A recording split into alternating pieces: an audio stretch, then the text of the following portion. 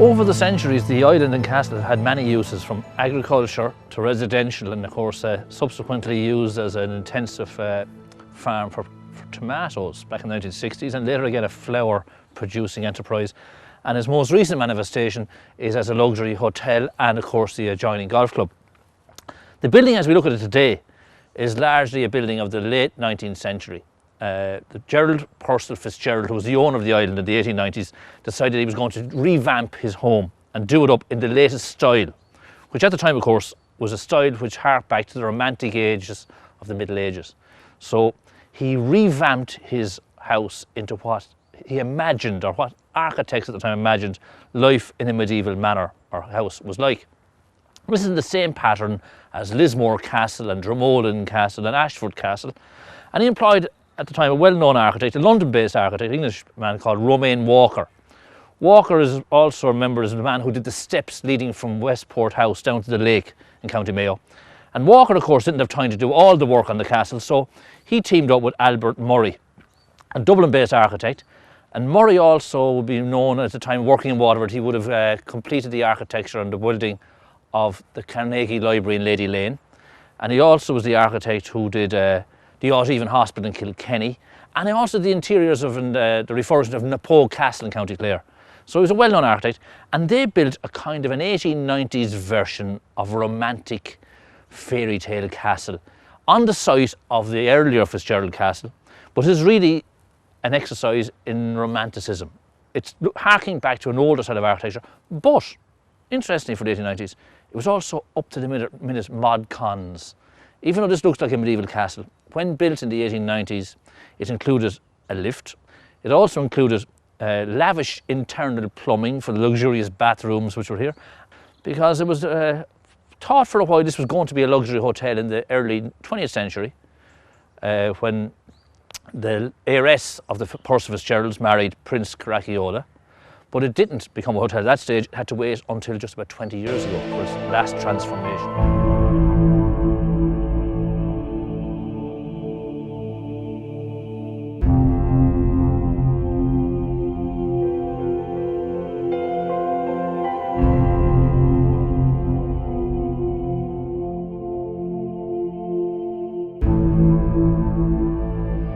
Now in the 18th century, the gentry built copying the Palladian style and the classical style of ancient Rome. But in the late 19th century, that was turned around. The Victorians went for more a baronial or Elizabethan style, often with medieval things. And the battlements here fitted that. These look like authentic medieval Irish battlements, but they're actually built only a little over 100 years ago. And as you look up closer towards the battlements, you see these magnificent gargoyles which spout out from the corners. These will remind people who watch the movie The Hunchback of Notre Dame. These are the gargoyles which are from the Gothic cathedrals of Notre Dame. And on the interior then, if you look towards the ceilings, you see these magnificent Elizabethan style ceilings. The originals will be on view in, say, Carrick Castle, the Ormond Castle of Carrick-on-Suir, and the walls then are hung with tapestries as a form of, I suppose, insulation, like a dry lining would today in a house. Another method of doing this, more expensive method, but more enduring one, was to use oak panelling or wainscoting. And again, this is highly visible in the lobby, or as you enter the hotel, in the hall around the fireplace. And this is oak. And to see the originals, go back again to Carrick Castle, which these are actually inspired by. An Elizabethan house just 15 miles upriver from Waterford in Carrick-on-Suir. But in this castle, they're largely for effect. In the great hallway there, you see the magnificent fireplace. And of course, it's decorated with the heraldic arms of the various families associated with the Fitzgeralds. Now, there's another feature of the late 19th century, this great importance of family and family trees and tracing genealogy and bloodlines back to Adam or Eve or whoever. And above the fireplace, which is in Portland stone, which is another giveaway. The Portland stone is imported from the south coast of England because it's a very easy stone to decorate and carve. In a genuine medieval castle Ireland, there would be no Portland stone. It would be stone picked up in the fields around us.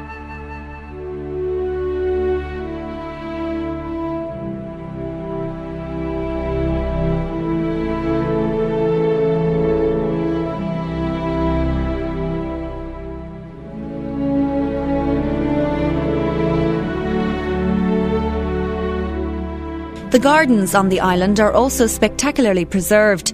Much of the foliage that survives today would also have been imported by the Fitzgerald family.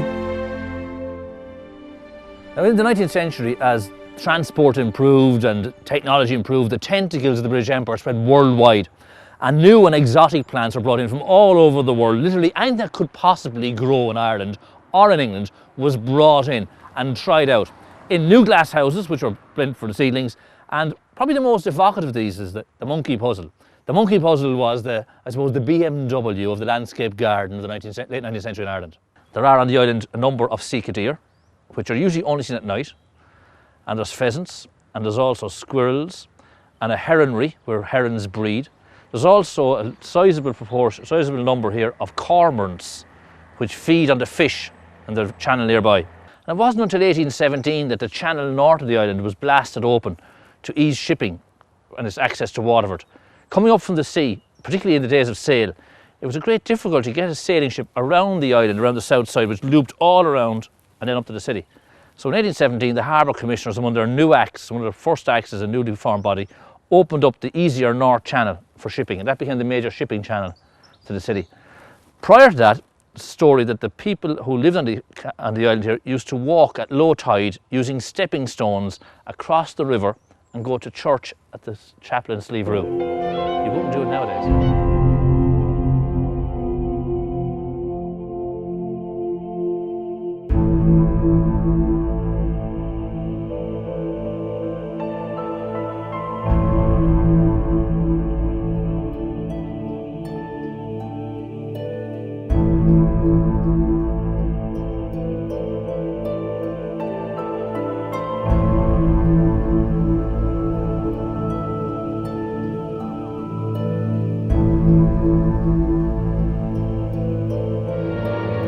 The hotel is ably run by hotel manager Gillian Butler and her staff. Waterford Castle became a hotel on the 14th of May 1988 and it's been a hotel since. It'll celebrate its 20th anniversary next year. There are 19 bedrooms in the hotel. Of the 19, 5 of them are suites.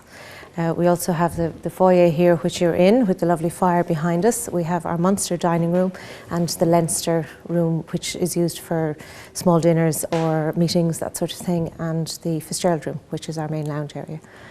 During the summer, our main market is the North American market, and they like to have or experience an overnight stay in a castle, so they choose Waterford Castle because of its size, because it's intimate, and because of its reputation for food and service.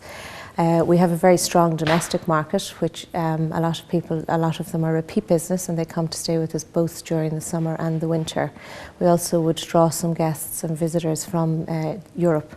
Ultimately, when they get here, the intimacy of the castle, it's so romantic. The service is excellent, the staff are excellent, and obviously the quality of food is excellent as well. So I think it kind of meets all of their needs. Waterford Castle is hugely popular for weddings and private functions due to its unique nature. We can cater for up to 110, and our guests take the castle exclusively, so ideally you're getting a castle for your own for the day. And it's just, again, very magical and mystical, and the fact that you're coming over on the ferry, and really you more or less have the island to yourself. There's the golf club, of course, on the island as well. But it is lovely, and we do a very good job of our weddings as well. While the construction of new holiday homes on the island will extend the accommodation even further. Yep, we've started phase 1 of the development on the island that will roll out over the next few years, and that consists of 48 holiday lodges. Will they be run by the hotel? Yes, they will, yeah. They'll be operated by the existing hotel. And are there any ghosts roaming the corridors? I have never experienced anything, but I have heard from guests that they have experienced some presence, I suppose. All very pleasant, and all very happy to have people staying here with us. But as I say, I haven't experienced anything. I do think with the history and the people that have lived here, there's bound to be some presence there somewhere, I think, yes.